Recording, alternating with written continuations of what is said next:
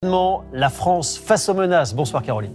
Bonsoir Julien, bonsoir à toutes et à tous. Le monde que l'on a connu depuis 80 ans a basculé le 20 janvier dernier. Les États-Unis lâchent l'Europe. L'Amérique de Trump tend la main à la Russie de Poutine. Un mot fait son retour dans le vocabulaire des Français, des Européens. La guerre. Nous en parlons ce soir avec nos invités, le ministre des Armées Sébastien Lecornu, mais aussi Jean-Luc Mélenchon, Dominique de Villepin, Raphaël Glucksmann. Ils portent chacun leur vision d'un monde où prévaut désormais la loi du plus. Ouais, donc en gros, le service public, c'est devenu on va vous faire peur jusqu'à ce que vous y croyez vraiment, quoi. C'est une dinguerie de voir qu'ils utilisent l'argent du contribuable pour utiliser ce pognon pour faire une propagande mensongère sur cette pseudo-guerre. Le monde n'a absolument pas changé.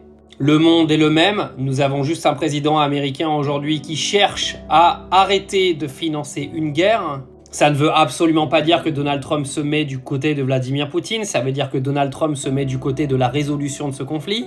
Donc déjà, énorme mensonge de cette gourdasse là qui est en train de faire de la propagande sur France Télévisions financée par tes impôts. Je tiens à rappeler à ces derniers que Vladimir Poutine hier n'avait absolument pas exclu un cessez-le-feu. Il n'a même pas cherché à discuter vraiment. C'est-à-dire qu'à partir du moment où il y aura des conditions de respect du territoire russe et de ses frontières, Vladimir Poutine n'y verra aucun problème. À partir du moment où l'Ukraine ne rentrera pas dans l'OTAN, elle n'a rien à y faire de toute manière. Poutine n'ira pas plus loin. Donc arrêtez de nous prendre pour des cons. Le monde n'a pas changé le 20 janvier. Ou du moins peut-être, mais c'est plutôt l'Europe qui prend tout le monde pour des cons.